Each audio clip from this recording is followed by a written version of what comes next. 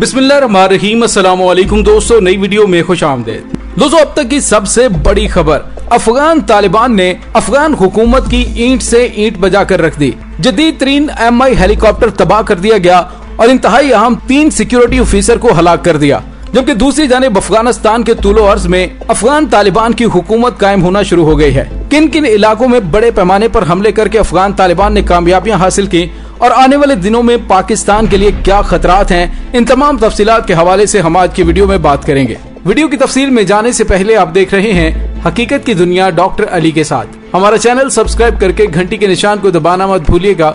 इस वीडियो को ज्यादा से ज्यादा फेसबुक, व्हाट्सएप और सोशल मीडिया पर शेयर जरूर करें। शेयर और लाइक करने के साथ साथ कमेंट बॉक्स में पाक फौज जिंदाबाद, पाकिस्तान पाइंदाबाद और पाकिस्तान के गुमनाम हीरोज को सलाम का नारा कमेंट जरूर कीजिएगा। दोस्तों, गुज़िश्ता दिनों अफगानिस्तान की नालायक फौज ने तालिबान पर हमला करने की बजाय अपने ही फौजियों को उड़ाकर रख दिया, जिसमें बड़े पैमाने पर फौजियों की हलाकत और जख्मी होने की खबरें आई। जबकि आज की जो खबर सामने आ रही है वो ये है कि अफगानिस्तान की फिजाइया का MI-17 हेलीकॉप्टर सूबा मैदान वर्दक में गिरकर तबाह हुआ है। अफगान वजारत दिफा ने हादसे की तस्दीक करते हुए बताया है कि हादसा मैदान वर्दक के जिला जगातों में पेश आया, जिसके नतीजे में हेलीकॉप्टर में सवार 3 सिक्योरिटी एहलकार जाम हक और 1 जख्मी हुए। वजारत दिफा का मजीद बताना है कि हेलीकॉप्टर को जख्मी सिक्योरिटी मेंबरान की मुंतकिली के लिए उस इलाके में भेजा गया था। दूसरी जानिब अफगान मीडिया के मुताबिक तालिबान ने दावा किया है कि हेलीकॉप्टर हादसे का शिकार नहीं हुआ, बल्कि उन्होंने उसको निशाना बनाया है। ताहम सरकारी हुकाम की जानिब से तालिबान के दावे की तस्दीक या तरदीद नहीं की गई है, लेकिन इसके काफी ज्यादा चांसेस हैं कि तालिबान की जानिब से अफगान फौज का जदीद तरीन हेलीकॉप्टर मार गिराया है। दोस्तों, गुज़िश्ता चंद दिनों में अफगानिस्तान में तालिबान ने पे दर पे फतुहात हासिल की हैं। उन्होंने बहुत से छोटे बड़े कस्बों पर कब्जा कर लिया है। सरकारी फौजें पिस्पा हो रही हैं। काबुल में एक तशवीशनाक इज़्तिराब का आलम है। बरसरे इक़्तिदार सियासतदान अपने हामियों में असलहा तकसीम कर रहे हैं। उन्हें किसी भी वक्त तवक्को है कि तालिबान काबुल का मुहासरा कर लेंगे। अगरचे तालिबान ने अभी तक बड़े शहरों में से किसी पर कब्जा नहीं किया, लेकिन सरकारी फौजों की जो नफसियाती कैफियत सामने आ रही है, उसके पेश नजर कहा जा सकता है कि वो किसी बड़ी जंग के लिए आमादा नहीं है। वो हुकूमती ओहदेदारों जो पश्तून कबाइल से ताल्लुक रखते हैं, उनकी हमदर्दियां तालिबान के साथ दिखाई देती हैं। वो तालिबान के मुकाबले में निस्बतन नर्म रवैया इख्तियार करते हैं और आसानी से पीछे हट जाते हैं। दोस्तों, 1 जून 2021 से आज 9 जून 2021 की खबरों तक का अगर जायजा लिया जाए तो इंसान वरता हैरत में डूब जाता है कि 1 जून को बगलान के पुलिस हेडक्वार्टर पर तालिबान की तरफ से खुदकुश हमला किया गया। तालिबान के दावे के मुताबिक उस हमले में कम से कम 200 सरकारी अहल मारे गए या जख्मी हुए और इसी दौरान गोरियान शहर में तालिबान ने पेशकदमी जारी रखी। 1 जून ही को शहर काबुल में खौफनाक धमाका हुआ, जिसमें 3 अफराद मारे गए और 14 जख्मी हुए। 1 जून को गोरियान के अलावा गजनी, कंदोज, बदख्शां और काबुल से जंग और तशद्दुद के वाक़यात की खबरें आती रही और 2 जून को अफगान फौज ने जलरेज और नर्क के कब्जों को तालिबान से वापस लेने के लिए कार्रवाई शुरू की, जिन पर हाल ही में तालिबान ने कब्जा किया था। 2 जून ही को अचीन और फतेहाबाद में भी तरफैन में जंग जारी रहने की खबरें आ रही थी। इसी दौरान सरकारी फौज की तरफ से तालिबान पर फिजाई हमलों का सिलसिला भी जारी रहा। चुनांचे अफगान बमबार तैयारों ने लघमान, कुन्नर, निंगरहार, गजनी, पकत्या, मैदान वर्दक, खोस्त, जाबल, बादगेस, हरात, फारियाब, हलमंद और बगलान के सूबों में तालिबान पर हमले किए। सरकारी खबरों के मुताबिक उनमें 100 तालिबान मारे गए और 50 जख्मी हुए। 3 जून को तालिबान ने सूबा समंगान पर हमला किया और 3 जून को ही तालिबान ने सूबा हरात में अदरसगन, फारसी और गुलरान के कस्बों पर शदीद हमले किए और 5 जून को तालिबान ने दावा किया कि उन्होंने सूबा जाबिल के कस्बे शंकी और सूबा दयंगदी के कस्बा गिजाब पर कब्जा कर लिया है। तालिबान के मुताबिक उन्होंने उसी रोज मशरकी अफगानिस्तान में वाक़ सूबा नूरिस्तान में दोआब और मंदूल के इलाकों पर भी कब्जा किया। दरिसनात तालिबान ने सूबा जाबिल के कस्बे शाजोई के एक हिस्से पर कब्जा किया और मजीद पेशरफ जारी रखी। 6 जून को तालिबान ने सूबा फारियान के शहर केसार पर कब्जा किया और पुलिस हेडक्वार्टर पर कब्जा कर लिया। उसी रोज तालिबान के खुदकुश बमबार ने बलख की पुलिस हेडक्वार्टर को निशाना बनाया। 7 जून को सूबा गौर का कस्बा शहर सालबान के कब्जे में आ गया। सूबा अर्जगान के कस्बा चोरी के पेशतर हिस्से पर भी तालिबान काबिज हो गए। और दोस्तों, गुज़िश्ता रोज 8 जून की खबरों के मुताबिक सूबा फारियान का शहर दौलताबाद तालिबान के कब्जे में आया।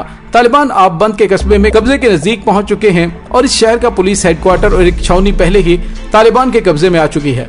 खबरों के मुताबिक रिश्तान, मुकर्रर और कराबाग के कस्बों में शदीद जंग जारी है। और दोस्तों, आज तालिबान की जानिब से अफगान फौज का जदीद तरीन MI हेलीकॉप्टर भी मार गिराया गया है। दोस्तों, ये बात बड़ी हैरतनाक है कि पाकिस्तान के नशरियाती इदारों और TV चैनल्स का ये आलम है कि जैसे उन्हें इतनी बड़ी तब्दीलियों की कोई खबर नहीं है। ये भी हो सकता है कि पाकिस्तानी अवाम को एक सोचे समझे मंसूबे के तहत बेखबर रखने की कोशिश की जा रही हो, हमारे हमसाये में इतनी तब्दीली आ रही है और अवाम को गफलत में रखा जा रहा है।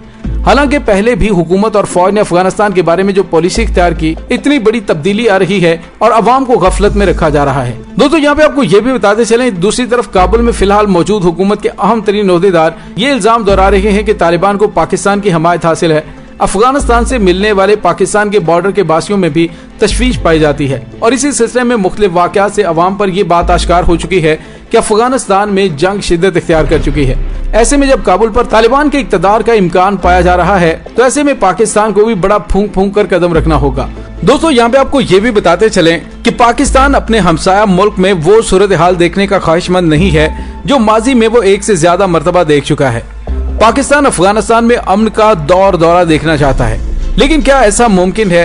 क्या तालिबान अशरफ गनी की हुकूमत की गुलामी तस्लीम कर लेंगे अगर उन्होंने गुज़िश्ता 20 वर्ष तक अमेरिका और नाटो दस्तों का डट कर मुकाबला किया और उसको वापस जाने पर मजबूर कर दिया है? तो उनकी नजर में अशरफ गनी की लूली लंगड़ी हुकूमत की क्या हैसियत हो सकती है? दोस्तों अमेरिका कब तक अपनी माली बैसाखियां अशरफ गनी एंड को की बगलों में रखने का बोझ उठा सकेगा? और क्या महज माली बैसाखियों के सहारे काबुल की मौजूदा हुकूमत का वजूद बरकरार रह सकेगा? मेरे ख्याल में ये ज्यादा से ज्यादा 1-1.5 साल का मामला है। और दोस्तों इसका भी खतरा मौजूद है कि अफगानिस्तान में भड़कने वाली आग पाकिस्तान की दहलीज तक भी पहुंच सकती है और इसका जिम्मेदार भारत होगा जो अशरफ गनी हुकूमत को हलाशेरी दे रहा है। बजाय तो शायद 1-2 वर्ष तक ये हलाशेरी और बिलवास्ता दहलीवी सपोर्ट काम आ सके या अमरीकी डॉलर काबुल हुकूमत को कुछ तसलसल दे सके, लेकिन ये तसल्लुत आर्जी हो सकता है। इंशाल्लाह इस साल के अवाखिर तक पाक अफगान सरहद और पाक ईरान सरहद पर जंगलाबंदी का काम मुकम्मल हो जाएगा और चोर और पोरस बॉर्डर बंद हो जाएंगे, जिसका इस्तेमाल बलोचिस्तान को बड़ी हद तक तबाही से बचा लेगा। दोस्तों आज अफगानिस्तान की ग्राउंड सूरत हाल ये है कि तालिबान मुल्क के शुमाल मगरबी सूबों में तशद्दुद की कार्रवाइयां जारी रखे हुए हैं। दोहा कॉन्फ्रेंस में जो इंट्रा अफगान मुज़ाकरात के वादे किए गए थे वो पूरे नहीं किए जा रहे। पाकिस्तान के आर्मी चीफ ने मई 2021 में काबुल में जाकर अशरफ गनी से जो मुलाकात की थी और उन्होंने इस मसले के हल को आगे बढ़ाने का जो वादा किया था वो जल्द ही इससे साफ मुकर गया। अशरफ गनी ने डोडेस पेगल को जनाब बाजवा से मुलाकात के बाद जो इंटरव्यू दिया और उसमें पाकिस्तान के खिलाफ जो लबो लहजा और जुबान इस्तेमाल की गई वो हद दर्जा गैर इखलाकी थी। और उसके बाद काबुल के नेशनल सिक्योरिटी एडवाइजर हमदुल्ला मुहिब ने पाकिस्तान के खिलाफ जो जहर उगला वो इस्लामाबाद को और भी हैरान परेशान कर गया। इतने बुलंद और बड़े ओहदों पर फाइज शख्सियात इतनी नीच और छोटी बातें भी कर सकती हैं, इसकी खबर पाकिस्तान की वजारत खारजा और वजारत दिफा में किसी भी साहिब किरदार ओहदेदार को नहीं थी। दोस्तों अफगान अवाम और पाकिस्तान के अवाम ने इकट्ठे रहना है, यही बात हमारे सोचने की बुनियाद है। इसके अलावा अफगानिस्तान और इलाके में दाइश इन दोनों खामोश तमाशाई है।